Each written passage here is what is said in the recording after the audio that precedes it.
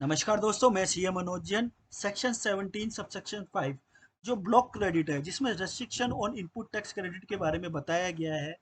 Friends, ये जो sections है ये not with standing anything content के साथ में स्टार्ट होता है। मतलब कि आपका सेक्शन 16 और सेक्शन 18 में चाहे कुछ भी लिखा हो, लेकिन अगर किसी क्रेडिट को सेक्शन 17(5) में ब्लॉक कर दिया गया है तो उसका क्रेडिट आप नहीं ले सकते हो।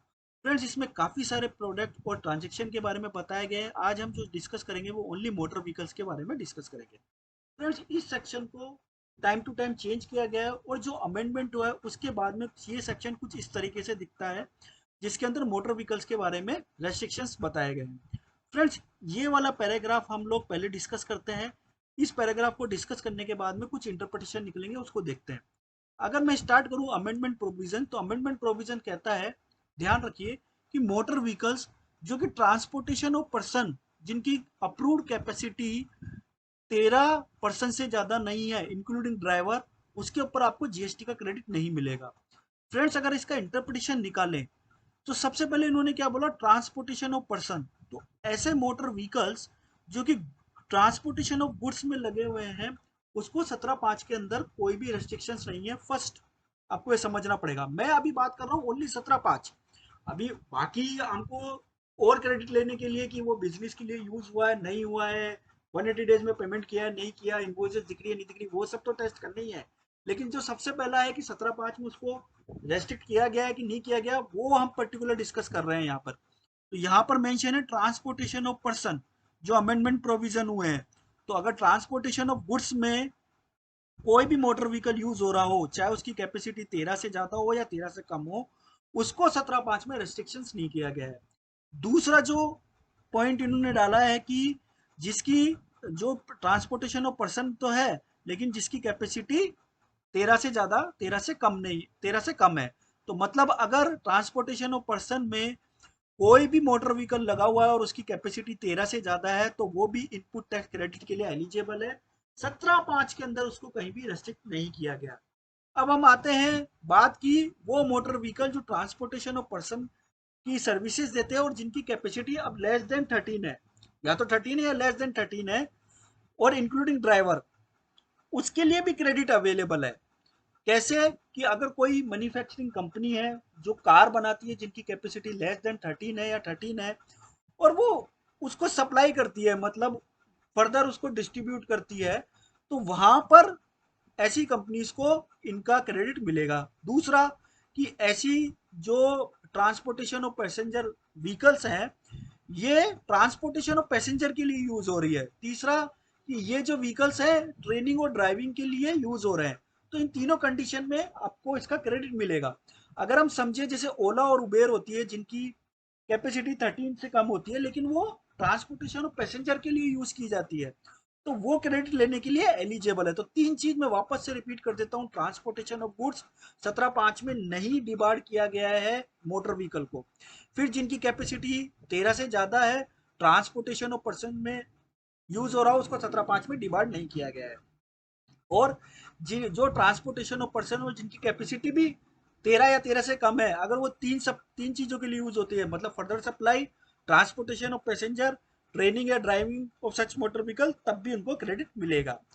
फ्रेंड्स, अब बात करते हैं कुछ, जैसे कंस्ट्रक्शन इंडस्ट्रीज में आपने काफी बार देखा होगा कि कुछ उनके इक्विपमेंट होते हैं, जैसे ट्रोलर्स हुआ, व्हील्स हुई। ये क्या होता है कि ये ना तो ट्रांसपोर्टेशन ऑफ पैसेंजर सर्विस देते हैं, ना ही कोई ट्रांसपोर्टेशन ऑफ गुड्स में लगे हुए होते हैं। इनका तो काम क्या होता है कि खुद ही रोड पर अपना अपने आप को ट्रांसपोर्ट करते रहते हैं। मतलब ना तो इन पे कोई पैसेंजर आता है ना कोई गुड्स आता है। तो इसको किस कैटेगरी में माने? इसको क्या कंस्ट्रक्शन मशीन माने, या इसको फिर ट्रांसपोर्ट ऑफ गुड्स माने, क्या माने? फ्रेंड्स, इसी प्रकार से ट्रिपर्स डंपर्स होते हैं, जिसको हम बोल सकते हैं कि ये जो, जब एक बिल्डिंग का कंस्ट्रक्शन होता है तो उसमें काफी एक्सकेविएशन होता है, उसके अंदर लेवलिंग वगैरह होती है। तो उसमें जो काफी बोलते हैं कि जो कचरा वगैरह होता है, उसको ये एक जगह से दूसरे जगह तक, जो उनका रॉ मटेरियल होता है उसको एक जगह से दूसरे जगह तक ये लोग ट्रांसपोर्ट करते हैं। तो अगर हम इसको सबको समझे तो इसके बेसिस पर जो समझ में आता है कि जैसे ट्रैक्टर है जो डिजाइंड है, वो पुल और पुश पेलोड के लिए, चाहे रोड के यूज के लिए उसका क्रेडिट मिलेगा। Tractor, trailer, tipper, road roller, wheel loader और पेलोडर, एक्सकेवेटर, फोर्क लिफ्ट, जो मोस्टली कंस्ट्रक्शन इंडस्ट्री में काम आते हैं, उनका सबका क्रेडिट आपको मिल सकता है मेरे हम्बल ओपिनियन के अंदर। सो फ्रेंड्स, ये तो हमने 17.5 को देखा। 17.5 में अगर कोई क्रेडिट डिमांड नहीं है, जैसे motor vehicles, transportation of goods में लगा हुआ है, या पैसेंजर कैपेसिटी 13 से ज्यादा है, उसके बाद में 17.5 में डिमांड नहीं है, लेकिन हमको बाकी की जीएसटी एक्ट की कंडीशन देखनी है। उसमें सबसे पहले सेक्शन 16 की कंडीशन जो बोलता है कि अब आपका मोटर व्हीकल, आपको ये टेस्ट करना है कि वो फर्दरेंस ऑफ बिजनेस में यूज हो रहा है, या उसका इंटेंशन फर्दरेंस ऑफ बिजनेस में है या नहीं है।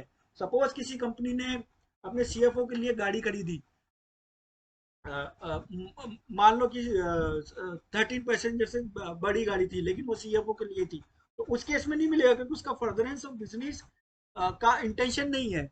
या फिर आपको दूसरी कंडीशन, फिर सेक्शन 16(1) को टेस्ट करने के बाद में सेक्शन 16(2) की कंडीशन, उसमें आपको देखना है कि टैक्स इनवॉइस और डेबिट नोट होना चाहिए, जीएसटी या टूबी में वो इनवॉइसेस दिखनी चाहिए, आपको गुड्स और सर्विसेज रिसीव हो जाना चाहिए। बीए जो 1 अक्टूबर 2022 से न्यू सेक्शन इंट्रोड्यूस हुआ है, उसमें वो उस क्रेडिट को रेस्ट्रिक्ट नहीं किया जाना चाहिए।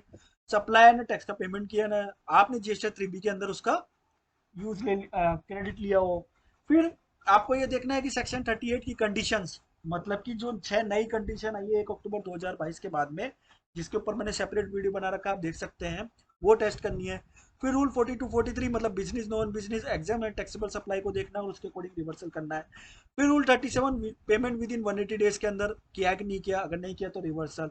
रूल 34, सामने वाले ने कोई क्रेडिट इशू किया है कि नहीं किया, वो चेक करते हुए आपको आप डिसीजन लेने हैं। इसी प्रकार से आपको देखना है कि जो क्रेडिट है उसकी मैक्सिमम लिमिट जो अब 30 नवंबर हो गई है, जो 21-22 की इन्वॉइस के लिए भी एप्लीकेबल है, उससे आगे तो नहीं जा रहे हो। तो इस तरीके से आपको बहुत सारी कंडीशन को देखते हुए एक इन्वॉइस की आईटीसी मिलेगी। स्टार्टिंग आपको देखना है कि 17.5 में वो ब्लॉक है या नहीं है।